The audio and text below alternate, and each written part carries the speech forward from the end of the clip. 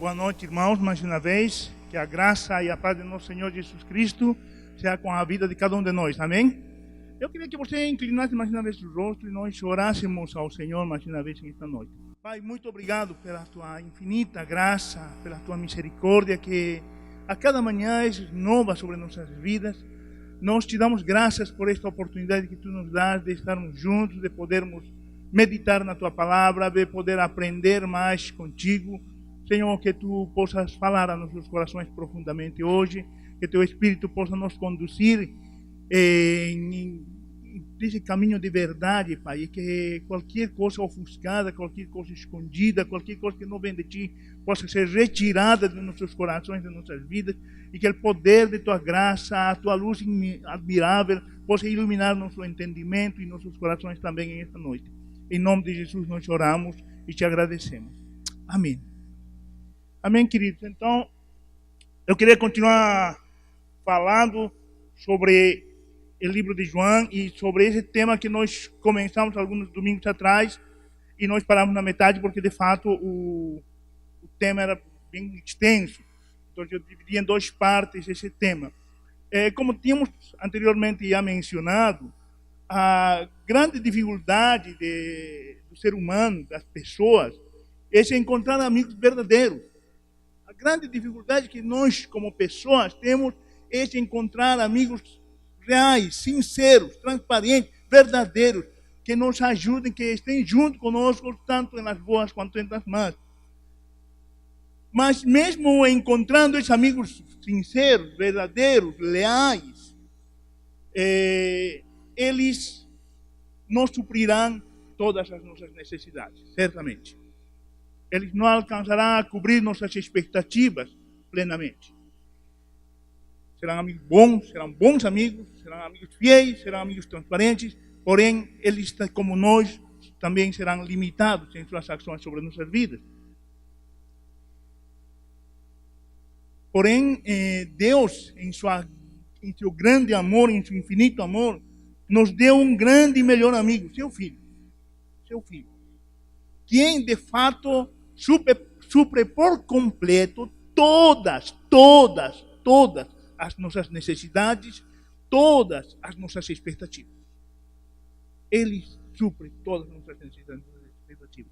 Então, nesta noite eu quero continuar nessa exposição do capítulo 11 do livro de João. Eu queria que você abrisse sua Bíblia. Nós, nesta primeira parte, nós vimos 4 características, tá? Vou colocar aqui as 4. Nós já temos falado sobre Jesus é um amigo amoroso, não é? Jesus amava tanto Lázaro quanto as suas irmãs. Isso é um fato, está registrado, e isso nos mostra que Jesus é um amigo amoroso. Uma outra característica de Jesus como amigo é que ele é um amigo gentil, não é? Uma outra que nós mencionamos também anteriormente é que Jesus é um amigo e é mestre.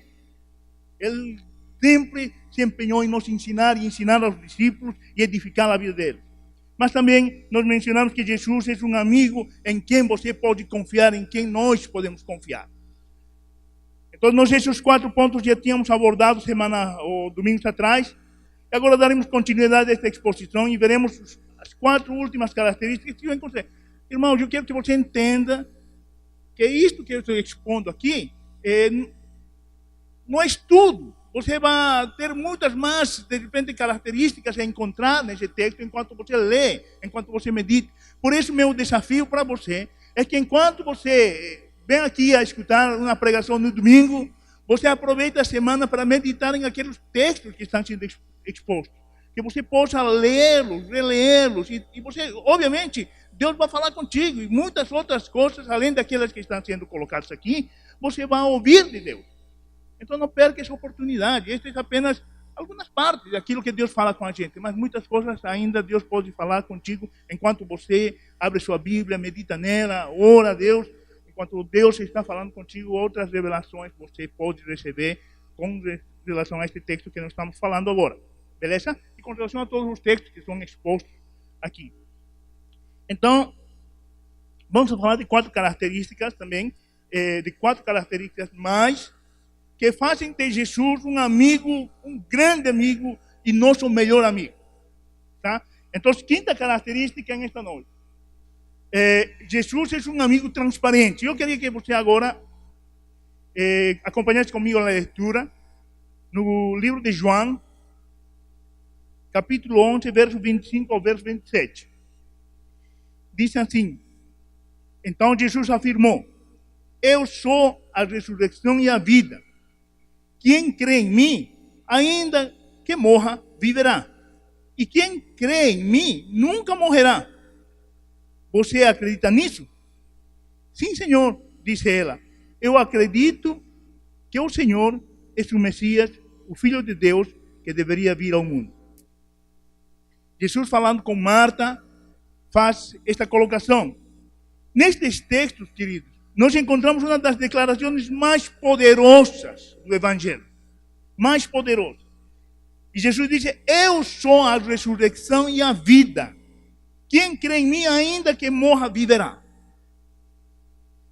Eu creio que não há nenhuma outra declaração que possa superar essa em termos de declaração. Ela é a declaração mais poderosa, mais maravilhosa. Aliás, ela é a que dá esperança a você e a mim. Ela é a que confirma nossa confiança em Deus. Paulo diz assim: se não haveria ressurreição, nós somos os mais infelizes. 1 Coríntios capítulo 15, verso 19, nós seríamos os mais infelizes deste mundo, porque estamos lutando à toa por um cristianismo que não tem futuro. Porém, Cristo ressurgiu e nos prometeu vida eterna. Ressurgiu da morte e nos prometeu vida junto com Ele pela eternidade. Essa é a grande promessa, essa é a grande declaração, essa é a grande ação de Deus pela vida de cada um dos seres humanos que nele creem. Uma vez mais, Jesus se revela aqui como Deus, como aquele que poderia trazer vida à morte. E ele se revela e mostra isso para os discípulos e para aqueles que estavam em aquele momento diante do túmulo de Lázaro, ouvindo essa declaração. Isso disse ele para Marta: Marta, eu sou a ressurreição e a vida. Aqui é uma verdade que tem que ser destacada, irmão. Todo homem que não depositar sua confiança, sua fé em Cristo, continuará morto em seus delitos e pecados. Esse texto diz isso claro. Quem não acredita em Cristo, ele continuará morto em seus delitos e pecados. Mas, ele diz assim: quem crê nele terá vida eterna. Quem crê nele terá vida eterna. Essa é a promessa para todos nós, os filhos de Deus. E muita gente vive a vida cristã como se não houvesse mais futuro para ela. Eles vivem tão apegados a este mundo que vivem se esforçando para ser felizes aqui neste mundo. Se desdobrando, fazendo de tudo para alcançar recursos, alcançar bens, alcançar uma vida satisfatória aqui. Sem considerar que, de fato, Deus não nos prometeu uma vida de bonança, né? De felicidade, de prosperidade aqui na terra. Mais que isso, Ele nos prometeu uma vida eterna no futuro, junto com Ele. E olha o que Paulo disse aqui. 1 Tessalonicenses capítulo 17, verso 17, diz, ou 1 Tessalonicenses capítulo 4, verso 17, diz o seguinte: então nós, os que estivermos vivos, seremos levados nas nuvens, junto com eles, para nos encontrarmos com o Senhor. Assim ficaremos para sempre com o Senhor. Gente, que promessa mais incrível! Essa tem que ser. Aliás, essa é a motivação que nos move a cada dia a viver, a caminharmos com Deus, a andarmos com Deus. Jesus morreu para dar-nos vida eterna. E Ele está prestes a vir para nos levar, para estarmos juntos com Ele. Ele está conosco agora? Está sim. Nós ainda estamos aqui e Ele está conosco. Ele vive em nós. Ele mora em nossas vidas. Ele nos guia, Ele nos ajuda, Ele nos abençoa. Porém, nós ainda estamos sujeitos a todas as situações que este mundo tem. Nós ainda adoecemos, ainda ficamos pobres, ainda fazemos maus negócios, ainda morremos. Não é? Ninguém tem uma vida certo e nunca mais vamos morrer. Não, todos nós passamos pela morte, todos nós passamos pela doença, todo mundo temos acidentes, circunstâncias que muitas vezes são negativas nas nossas vidas. Porém, nossa esperança é essa. Cristo está voltando para nos levar, para estarmos por sempre com Ele. Hoje estamos com Ele. Essa é a nossa alegria, essa é a bênção de sabermos, de termos consciência que temos vida eterna, de sabermos que Ele tem transformado nosso entendimento, nosso ser, nossas vidas, e tem nos levado a viver a cada dia uma experiência nova de vitória em vitória e de glória em glória. Porém, ainda não estamos expostos a todas essas circunstâncias. Mas Paulo diz assim, gente, Ele está voltando. Quando Ele volte, nós ficaremos com Ele por sempre. Por sempre. Será uma nova realidade, um novo patamar de relacionamento com Deus Pai.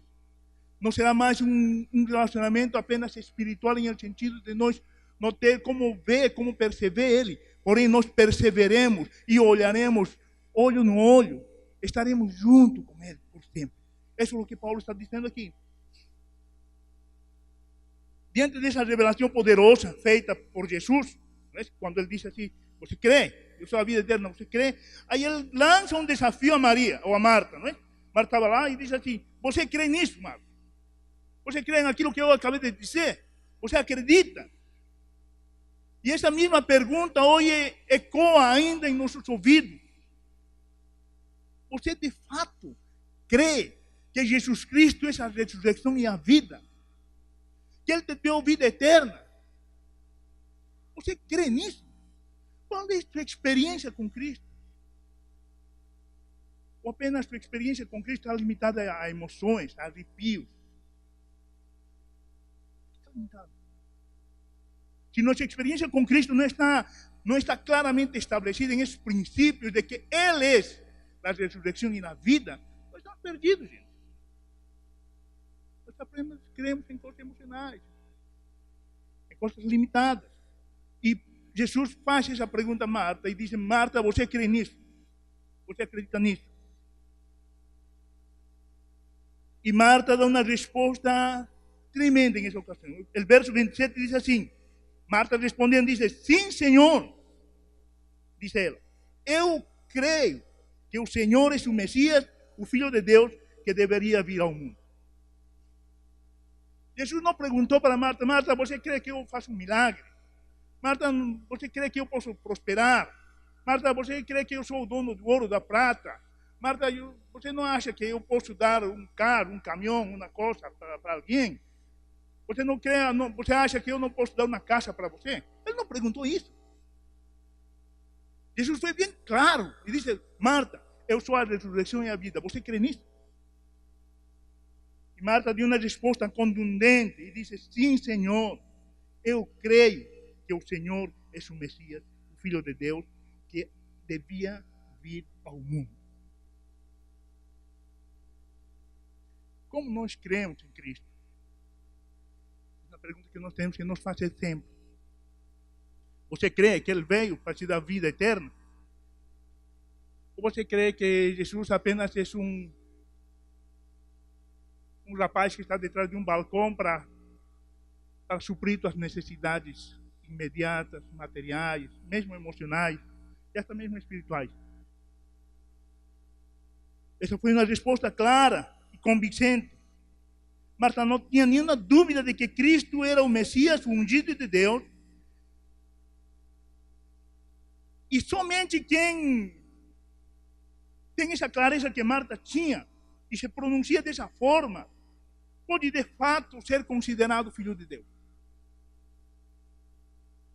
Se você não tem clareza que Cristo é o Deus que tem o controle sobre a vida e a morte, e que Ele veio para dar vida e vida eterna, você deve ver mais seu coração, orar mais, e deixar que Deus esclareça seus entendimentos, seus sentimentos, suas emoções a respeito disso.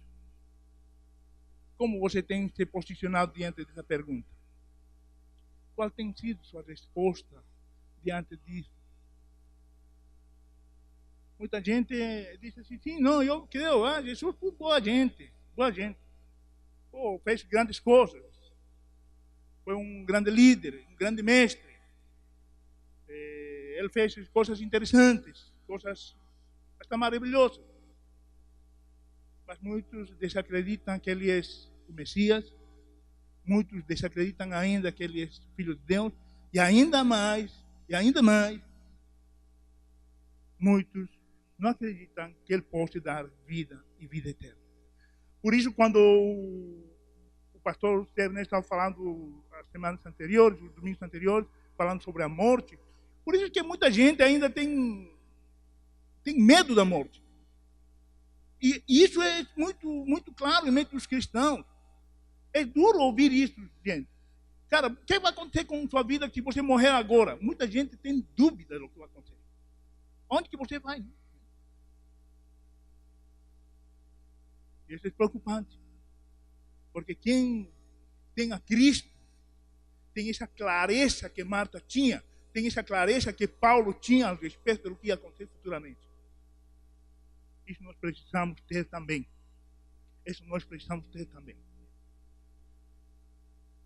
Sexto ponto aqui. Jesus é um amigo empático. João capítulo 11, verso 28 até o verso 37. Depois de dizer isso, vou ver se tem aqui o texto. Depois de dizer isso, Marta foi, chamou Maria, sua irmã, e lhe disse em particular: o mestre chegou e está chamando você. Quando Maria ouviu isso, levantou-se depressa e foi encontrar-se com Jesus, pois ela não tinha chegado ao povoado, mas ainda estava no lugar onde Marta o havia encontrado.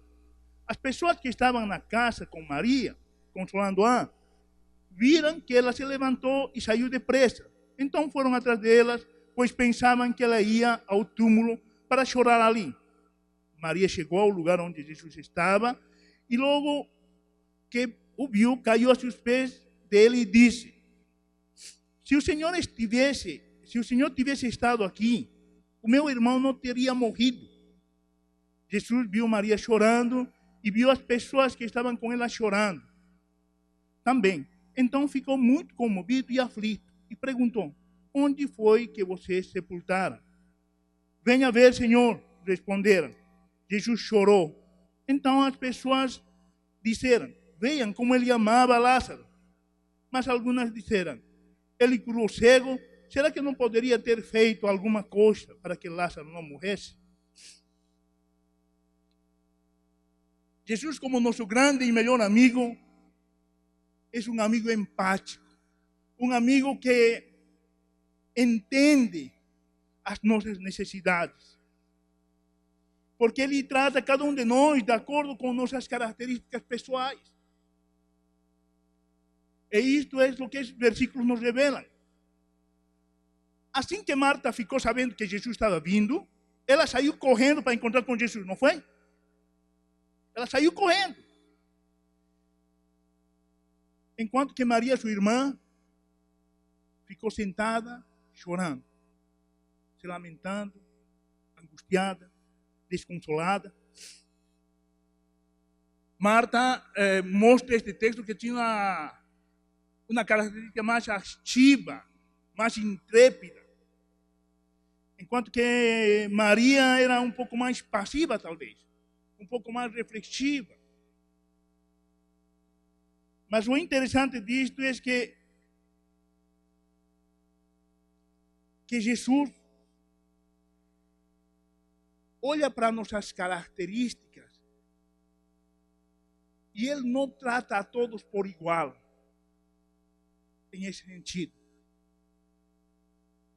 Ele respeita as nossas características e Ele nos trata de acordo com nossa personalidade.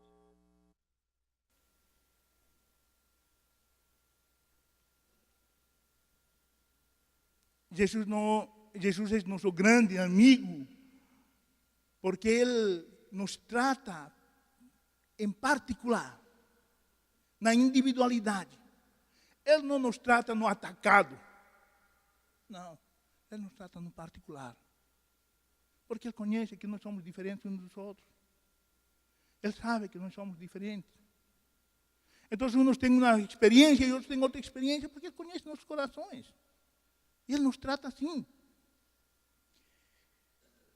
Há uns que são flemáticos, há outros que são mais melancólicos, outros que são sanguíneos, outros que são coléricos. Mas Deus não destrui isso. Não faz com que todo mundo seja colérico, melancólico ou sanguíneo. Quando se converte, não faz isso. Não faz isso. Ele usa nossa característica, nos abençoa em nossa característica, trata nossas vidas. E nós poderíamos dizer que Marta foi a mais experta, a mais espiritual, porque bem ouviu dizer que Jesus saiu correndo e foi reclamar e foi conversar com Jesus e tal. Enquanto que Maria foi, vamos dizer assim, a mais relaxada e a mais inexperta, a mais fria espiritualmente. Mas não, gente. Cada uma tinha a sua característica. E Jesus faz uma coisa interessante. Conversa com Marta, troca umas ideias com Marta, declara tudo isso para Marta e ao final diz: Marta, faz o seguinte, minha filha, vai chamar a tua irmã. É engraçado, gente. A gente que vai por seus próprios meios, em suas necessidades, em suas angústias, corre para os pés de Cristo e se joga aos pés de Cristo. Mas a gente que fica deprimida, oprimida, melancólica, chorando em seu canto. E Jesus não deixa ela abandonada. Diz: olha, minha filha, chama a tua irmã. Chama a tua irmã. Por isso que Jesus é nosso amigo empático. Ele sabe nossas necessidades. Ele se identifica com nossas características. Ele se assemelha a nossas características.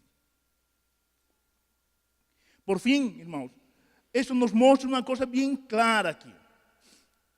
Primeiro, que Jesus, mesmo sendo Deus, era 100% homem. Ele foi comovido e diz que ele chorou. Ele foi comovido e ele viu os prantos, a dor, a angústia, tanto de Maria quanto daqueles judeus que estavam acompanhando ela. E ele chorou junto com eles.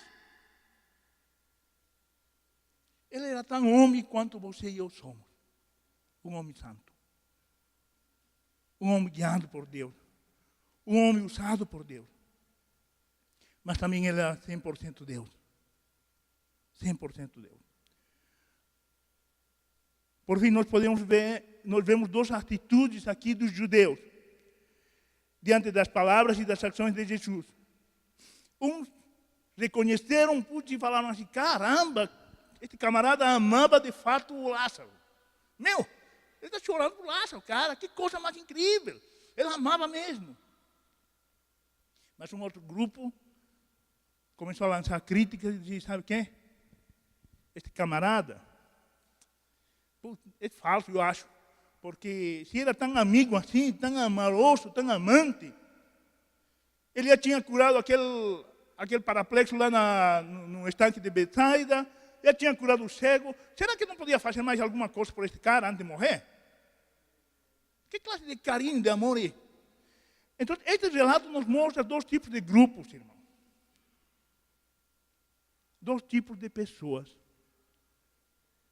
Pessoas que não conseguem reconhecer o poderio, a soberania, a glória de Deus.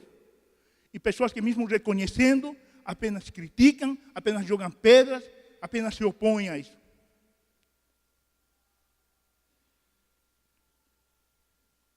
É importante que você entenda que não interessa como é tua característica.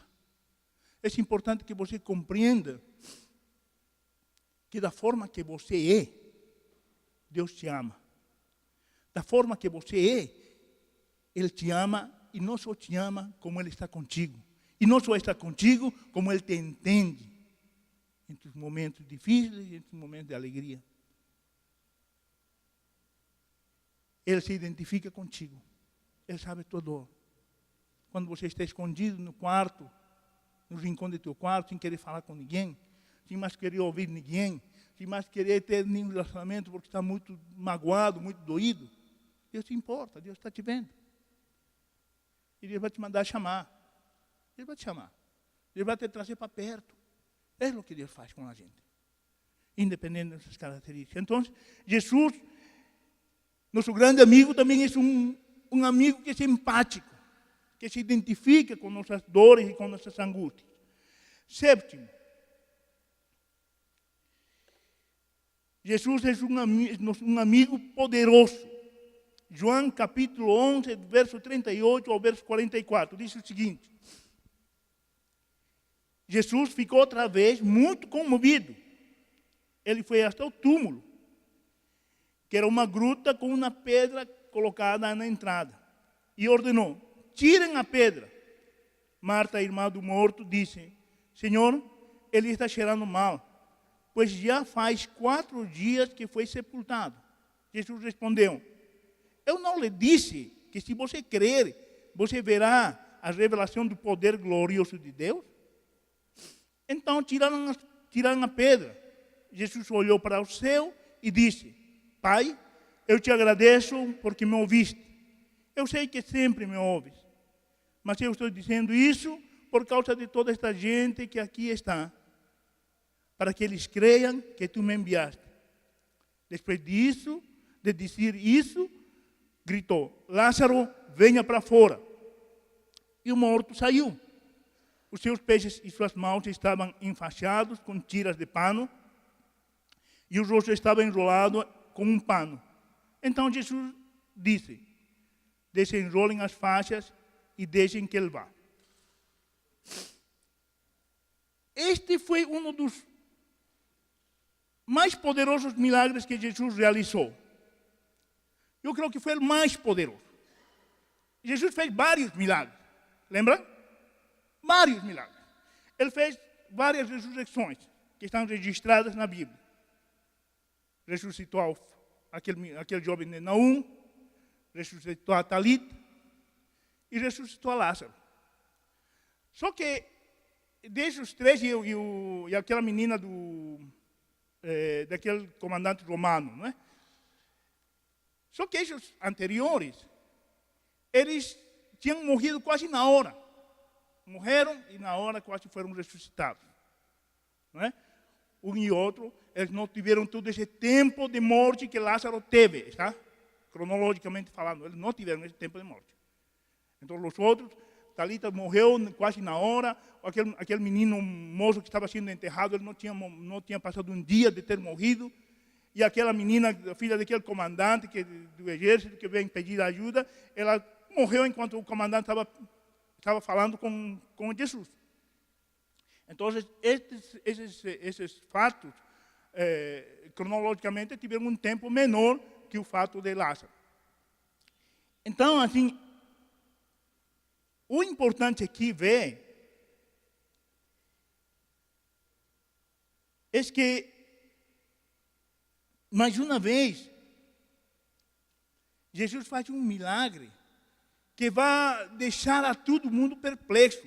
Porque as irmãs de Lázaro dizem que sabe que Jesus já está 4 dias, já apodreceu. O corpo já está fedendo, já não tem como. Vai ser um caos abrir esse negócio. Vai ser um mau cheiro, já não tem como resolver essa situação.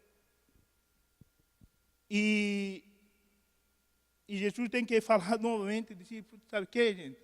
Não te falei que você não disse agora há pouco que você cria, que eu dou vida. Então havia uma situação controversa, aquilo que se declarava, de alguma forma. Mas o interessante é ver que, uma vez mais, Jesus mostra sua dor e sua empatia com as pessoas, nesse momento.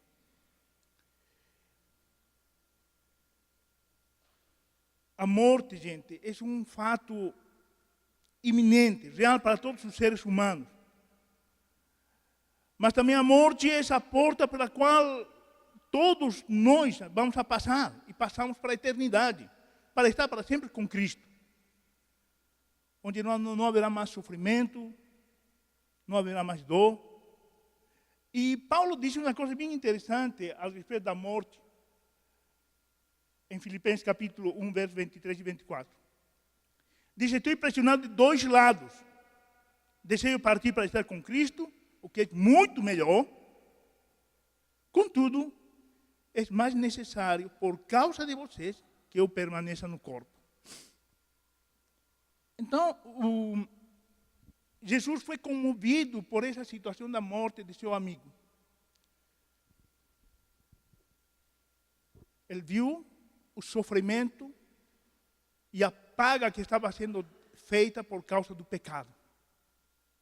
Mas também, certamente, isso mexeu com as emoções de Jesus, porque logo dias depois, ele teria que enfrentar a morte. Ele teria que morrer também. E ele sabia disso muito bem. Mas, por outra parte, como Paulo diz aqui, Jesus certamente sabia e entendia, e nós também precisamos entender. Ele diz, cara, meu desejo é partir para estar com Cristo. Mas eu não vou, porque há uma necessidade aqui ainda. E isso também tem que estar fixado em nosso coração, irmãos. Se você vê o índice de suicídios que acontecem, é muito grande hoje. E todas as pessoas partem porque acham que morrendo resolveram seus problemas. Partem para suicídio porque acham que essa situação vai resolver e vão ficar em paz, e não vai ter mais nada. Vão ficar na boa. Acabou-se. Não tem mais. Apenas fogem desta realidade para uma outra realidade que, para quem que não está em Cristo, é totalmente incerta. Mas quem está em Cristo não busca essa saída. Quem está em Cristo entende que ele tem uma tarefa, uma missão, um compromisso a ser cumprido. Tem um objetivo a ser traçado. E Paulo tinha isso bem claro. Disse, cara, eu estou vivo, eu ainda não vou para Cristo, que eu bem preferiria ir, mas eu tenho que ficar aqui por causa de vocês. Por causa de vocês. Por causa de quem? Da igreja. Por causa da igreja. Para preparar e capacitar. Paulo, falando para os filipenses, disse assim, eu tenho que ficar por causa da igreja. O melhor para mim, certamente, é estar com Cristo. Mas eu vou ficar porque esse é o propósito. Alguém escreveu e disse assim, se você ainda não morreu, é porque ainda você não cumpriu com o seu propósito, com a sua tarefa. Então, você e eu ainda estamos vivos, ainda temos uma tarefa de cumprir, é de fazer discípulos, de levar o Evangelho, de ministrar o Evangelho às pessoas, de levar a salvação às pessoas. Ainda temos uma tarefa. Mas voltando ao assunto, é importante observar que antes deste maravilhoso milagre, antes de dar a palavra de ordem para Lázaro, Jesus deu uma ordem aos homens para que retirem a pedra que fechava o túmulo. Logo depois de que eles tiraram o túmulo, ele deu a ordem. Ele gritou, diz o texto, não é? E o morto ouviu. As suas palavras ecoaram nos ouvidos do morto e geraram o quê? Geraram vida. Fica claro então, gente, que o poder da ressurreição não está em nós, está em Cristo. Está em Cristo. Só Ele pode fazer isso. Porém, a remoção de pedras é uma tarefa que Ele delegou a você e a mim como discípulos. Agora é engraçado, irmãos. Preste bem atenção. Jesus não mandou aos discípulos a remover todas as pedras que havia naquele cemitério. Ele mandou a remover a pedra de Lázaro. E muitas vezes, a igreja, nós como discípulos, saímos querendo remover todos os túmulos. Como disse Paulo, queremos dar socos no ar. Queremos atirar em qualquer lugar, sem objetividade. Jesus era um ser, como homem, assertivo. Ele sabia a revelação de Deus. Ele, desde o início desse texto, disse assim, cara, isso aconteceu para que a divina glória de Deus, o poder de Deus se manifeste e vocês creiam. Os milagres não têm outro propósito a não ser que creiam. As pessoas creiam que Deus existe. Mas mesmo assim, você e eu como discípulos, temos que ouvir quais são as pedras que nós precisamos tirar. Os discípulos não saíram removendo todas as pedras de todos os túmulos que lá havia. Eles removeram a pedra do túmulo de Lázaro. E Deus deu uma palavra para Lázaro. Lázaro, vem para fora. Muitas vezes nós nos frustramos em nossa vida cristã quando nós saímos fazendo isso, dando tiro no ar. Mas nós temos que ser objetivos, assertivos. Nós precisamos orar e buscar e entender de Deus. Deus, quem é esse? Aonde está essa pedra? O que tem que retirar? Por quem tem que orar? E então a glória de Deus, o poder de Jesus se manifesta. Então o poder de Jesus se manifesta.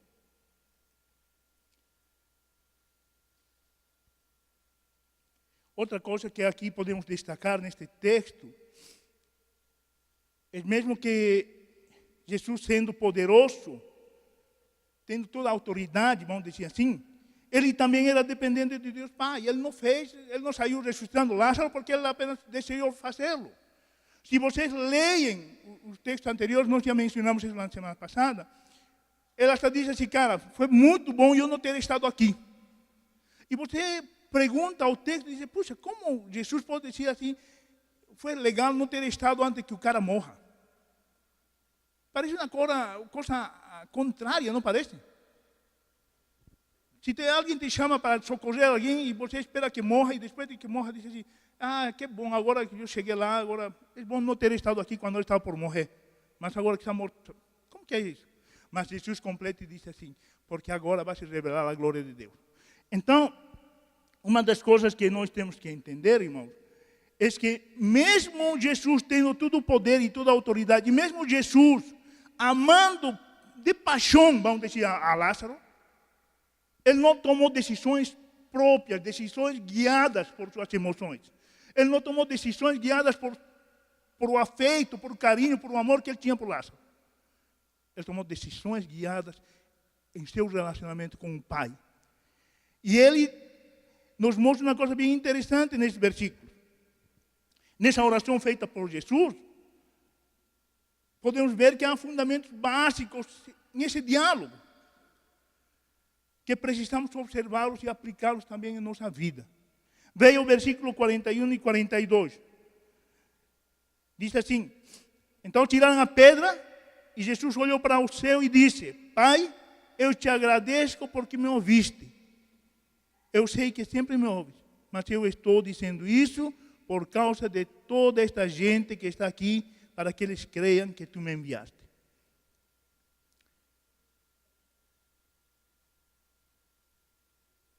Jesus fez essa oração declarando sua dependência total de Deus Pai. Sua dependência total de Deus Pai. E ele começou louvando, agradecendo a Deus, reconhecendo que ele era seu Pai. E isso também deve ser uma coisa que aconteça em nossas orações. Nossas orações têm que estar fundamentadas sobre esses princípios. Gratidão, louvor, reconhecimento. Precisam estar permeadas disso. Então, só após esse diálogo com Deus, só após isso, que Jesus dá uma palavra de ordem para Lázaro. E depois disso gritou, Lázaro, venha para fora. E o milagre aconteceu. Aquele que estava morto, fazia já 4 dias, ressuscitou. Aleluia, né? Glória a Deus por isso. E o morto que fez? E o morto saiu. Assim como no início da criação, Deus criou tudo pela sua palavra, assim também Jesus deu uma ordem.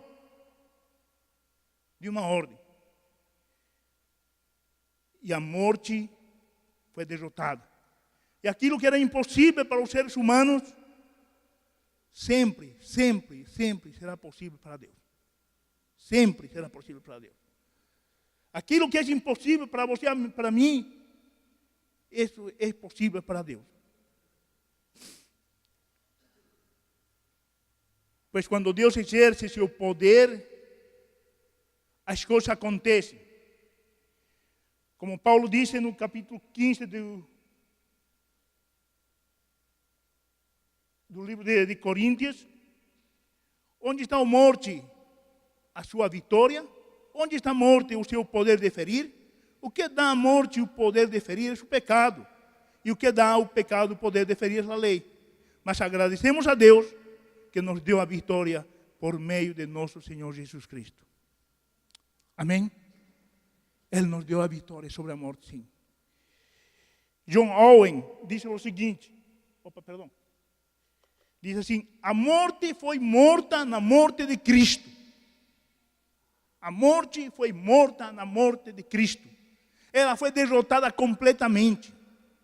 Nós não mais como nos atinge espiritualmente. Fisicamente, irmão, nós ainda vamos a morrer. Se Jesus voltar, antes de que nós morramos, glória a Deus por isso, nós seremos levados e transformados. Não experimentaremos talvez isso. Mas se ainda Jesus não voltar, nós passaremos por essa realidade, por esse fato. Após o morto ressuscitar e sair do túmulo, tudo enfaixado, todo enrolado em aquelas vendas, Jesus deu mais uma ordem para os discípulos, para retirarem as ataduras do corpo de Lázaro. Isto nos ensina sobre a importância da igreja na atividade de consolidação. Os discípulos de Cristo são chamados a tirar as pedras, que é essa tarefa de evangelizar, mas também somos chamados a tirar as ataduras daqueles que ainda estão enfaixados, que estão saindo da morte para a vida, que é a tarefa de consolidar, edificar, consolar. Essas tarefas, essas duas atividades, são suas e minhas. São de você, de nós como igreja. Tirar a pedra e tirar as vendas. O milagre, Deus faz. A vida, Ele dá. Mas nossa tarefa é tirar as pedras e retirar as faixas dos enfaixados. Consolá-los, edificá-los, evangelizá-los. Essa é a sua tarefa e a minha tarefa. Amém? Um último ponto, irmãos, para fechar esta noite. Jesus é nosso amigo e exige um posicionamento de todos nós. Versos 45 ao 46, diz assim, muitas pessoas que tinham ido a visitar a Maria, viram que Jesus tinha feito e creram nele. Mas algumas pessoas voltaram e contaram aos fariseus o que haviam feito. A história de Lázaro é apenas, não é apenas uma figura ilustrativa, não é uma parábola, tá? Esta foi um fato, uma história real.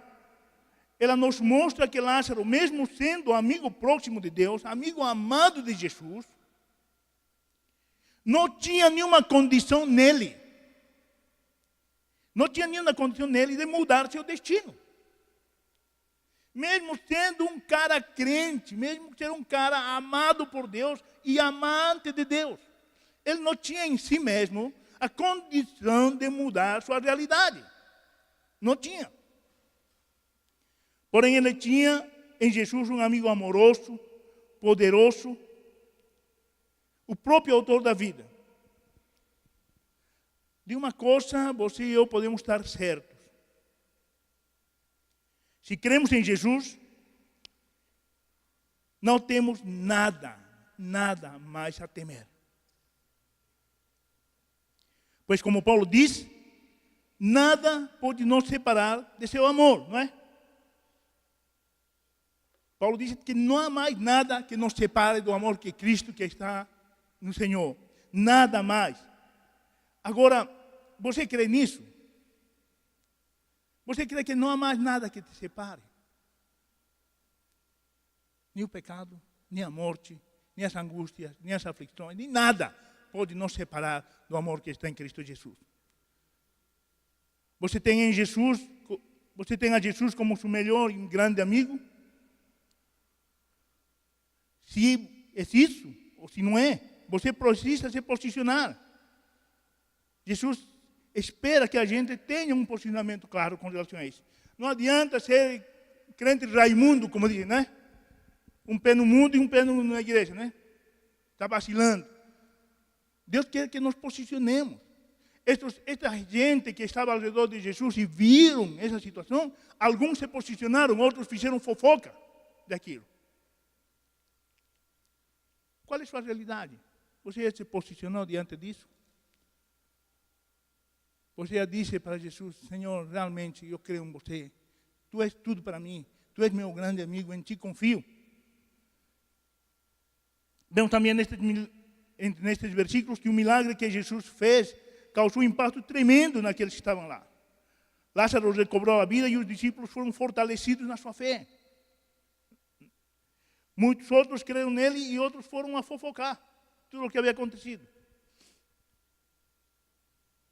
Como você tem levado sua vida, seu relacionamento com Cristo?